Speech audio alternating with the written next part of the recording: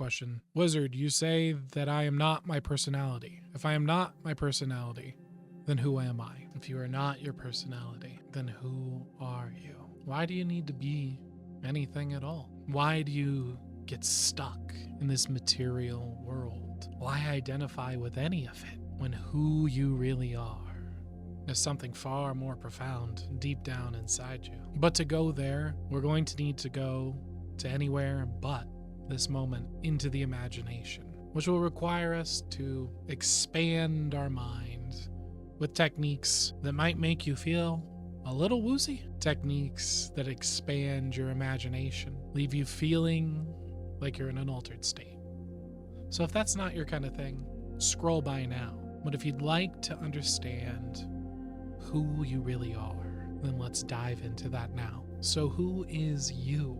Are you the you that wakes up in the morning? You go and you say, oh, it's time to get up for work. Oh, I just don't know how I'm going to get through the day. Is that you? Or are you the you when you do really good at something? You achieve your goals. Is that the real you? Or how about the you when you go to brush your teeth? That's the real you. The pinnacle of you right there. I learned that when I was 5. They told me, brush your teeth. And man, I have never felt more amazing ever since. Every day I just go, man, I am knocking it out of the park. Who are you? Is that all you? Or is it something else entirely? Well, before we can answer that, let's put this all to the test. We can try it right now. We're going to see, because science has said, it's very clear. If anything that I just told you, you related with, you need to go to a doctor immediately. You're insane. You have multiple personalities. You're crazy. Think about it. And here's the weird part. Your wife might be insane too. Oh boy. And I bet that one feels a lot more convincing. You're perfect. You are just the way you should be. But your wife, no. Cookie. So I have a test. I want you to go and you talk with your wife. You speak to her and you see who she is. Really watch her. And then you have a little pleasant conversation. Maybe you talk about her favorite show, what she had for dinner, how her day at work was. And then we're going to switch. We're going to drop this one in here. You're looking a little fat. I think you should hit the gym. You tell me if she doesn't have a different personality. You don't tell me if she switches. Multiple personality disorder right there. We're all walking nutcases, people. Lock us up. What is wrong with us? Surely we're the crazy ones. I mean, they keep telling us that, right? That science, with its 80% non-reproducibility in psychology, they've informed us that you're wrong. That imagination of yours is what's wrong. It's a disease. But we really couldn't give enough people the drug before, so we kind of just expanded the terms. And so we made a new term. We call it DID. Here you go. Here's your new label. Here you go. You. Just you. I'm talking to you now. Directly. Sorry, the voices are getting to me again. Which means you have to understand this piece before you can understand everything else. To answer that question, who are you? Have you noticed and become aware of the fact that the more evil people become, the more obsessed with their identity they become? The more they have to tell you what their identity is. I am a Republican. I am a liberal. And the more evil, more demonic, the more the identity matters. Is that their identity? Is that who you are? Some label that other people made up? The color of your skin? Your genitals? Who you vote for? Really? That's you. That's who you are. Who are you? Oh, we can't go there. That's the one. That's the final nail in the coffin. Satan doesn't want us touching that word. Identity. Ooh, that's the no-no zone. Because that's where he controls you. That's where you become a pawn. That's where you become a slave. A little piece to be moved on the chessboard. Because if I can craft your identity in the physical realm, this material world, I own you. If I can make who you are a flag that I wave, that's the ultimate tool. So screw it. Why don't we go deeper than that? Let's go anywhere but where they want us to go. and let's give you the answer. You know, all these Zen Buddhists, they talk about this concept called enlightenment, which is a fool's errand, by the way. It's so easy. You just set this goal that's so simple. Anyone can achieve it, and then you just make it confusing with abstractions. And you can experience it right now. In fact, I think you're beginning to notice that feeling, that building anticipation. Something is happening right now, but we still don't know yet. Who are you? There's this body here, this material stuff. It's all around you. The clothes you wear. Who's that? Is that you? And then there's this mind. It's thinking all these things, all these thoughts. Would you like to know how to make those thoughts stop? I can show you. I'm going to reveal the secret in just a moment, but you must listen very, very carefully to my words. Ta-da! That was a brief moment as you sat there waiting for the answer. You received the answer. No thoughts. Now take one step further. Back, seeing through those eyes right now. Are you your eyes? Is it your eyes that are seeing right now? Or is there something else seeing through the eyes? That's right.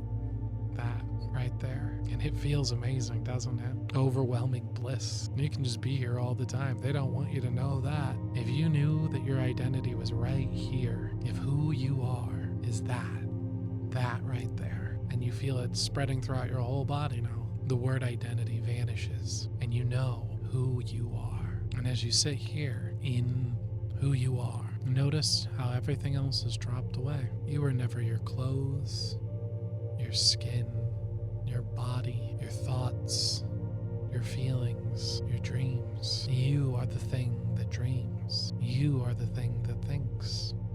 You are the thing that feels. And you are your body's operator. And when you realize that and take a step back, now, these identities that you've been wearing are fashion. They're collections of excuses, beliefs, habits that you've been wearing, and you've been choosing them almost entirely unconsciously, allowing other people to choose them for you.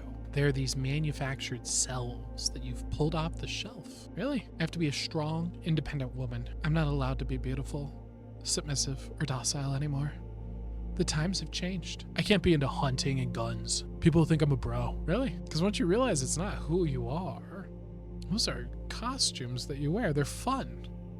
They're outfits. You're going to really allow others to tell you who you are. Well, if I commit, then I have to be this forever. It's who I am. Really? You could just go goth for a week. I did that, by the way. It's all recorded. One day, we were having this talk with one of the owls, and he was telling me, he's like, Tyler, I can't just become someone else. Can't just change who I am. That's my personality. And so I did. For an entire week, I was just a British guy.